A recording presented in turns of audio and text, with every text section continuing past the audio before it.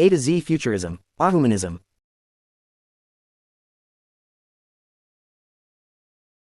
The Ahuman is a concept coined in 2014 collected anthology The Animal Catalyst.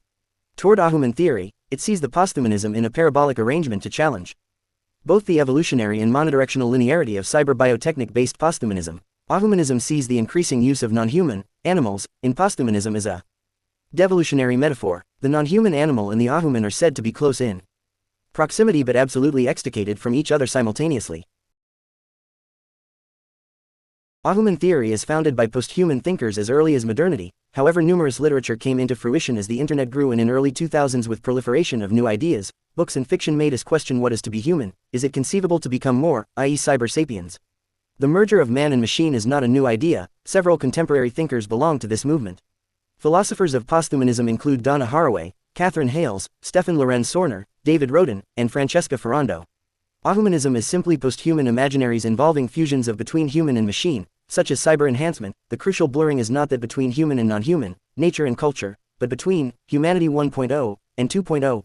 The posthuman is a deviation from the human state for various reasons, and thus recenters the human at its core, as that which posthuman goes beyond and improves upon. The quality of humanness is already evident in our culture or those seeking to become more than human, thus some suggest we are already posthumans.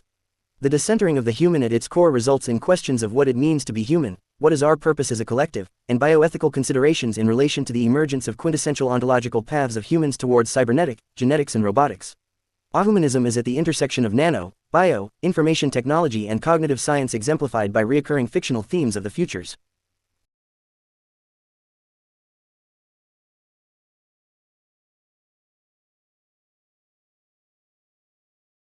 What is posthumanism? The affinity between Shakespeare's Hamlet and some of the existential questions raised.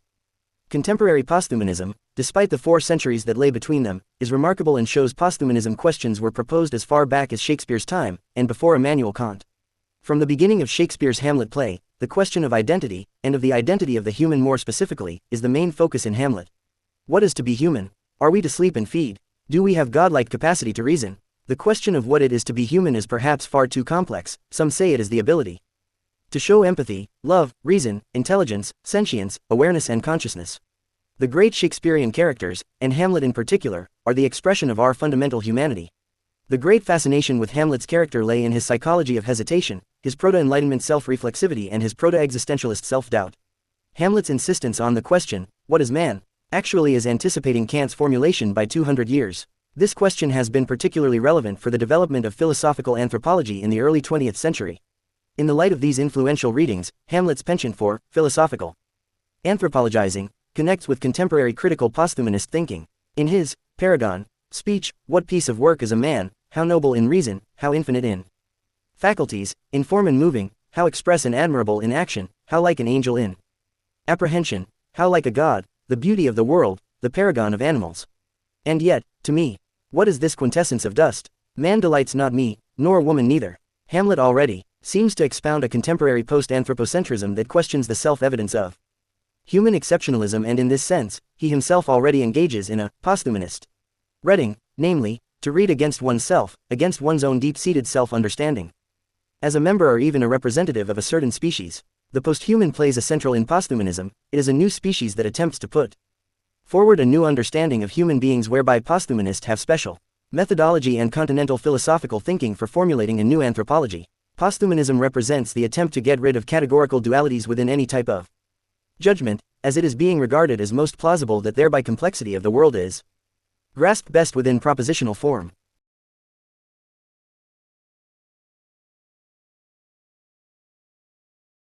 Ahuman theory comes from 2 motives. The first is ethics and the movement from animal rights to absolute abolition of animal suffering. See abolitionism in A to Z playlist. The second motive of Ahumanism is the ontological unknown paths of the neither cyber or animals. Let us explore the first motive, i.e. the ethical framework for posthumanism. Animal rights traditionally serves the interests of non-humans based on equivalences with humans and is often said to be a flawed politics where people argue that animals are equal to humans rather than different. However, it must be noted the modern-day vegan movement is not promoting equality but rather the reduction or absolute abolition of animal suffering. In contrast, vegans in India advocating animal rights and the Christian vegans worldwide might advocate animal rights of animals, given that they believe animals have the same breath of life, God's breath or spirit, and the covenant with the animals is described in the Christian Bible. Abolition sees the rights of an entity based on not what it is but that it is. Whilst spiritualist notions of all animals having some consciousness or bioenergetic fields or souls is noted, the real reason posthumans may abolish animal cruelty and commodity status is because it is legally and environmentally unsustainable. Human beings are ready to define animal rights, but many in the world still define human beings as superior or having dominion over animals. One must ask ourselves, as a caregiver with authority, should we be using animals as sustenance? If one entity has more consciousness than the other, does that give the right to consume it? Moreover, it appears humans are designed to eat plants. The intestines are longer in humans to digest plants, not meat, whereas the intestines of carnivores are shorter to digest meat very rapidly to get rid of bacteria as soon as possible. See also veganism.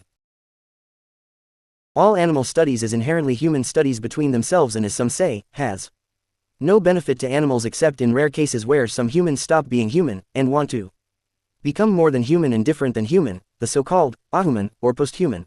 In animal rights and animal studies, the non-human or Ahuman is within a structure for which it has neither consent nor has the power to address this, thus the non-human or Ahuman becomes a differend. After Lyotard's 1988 description of the victim who cannot be plaintiff because it cannot manipulate the master's discourse. Ahumanism does not promote misanthropy or the detesting of flesh, i.e. sarcophobias. The Ahumanism theory simply posits the question, how do we become more than human? It's not based on blaming humans for their inadequate bodies and mind. It is a simultaneous merger of different ontologies arising at the intersection between nanotechnology, biotechnology, information technology and cognitive sciences with flavorings of ecopodic sustainability and environmental synchronization towards a spacefaring rhizomatic hive mind or so-called digital collective consciousness.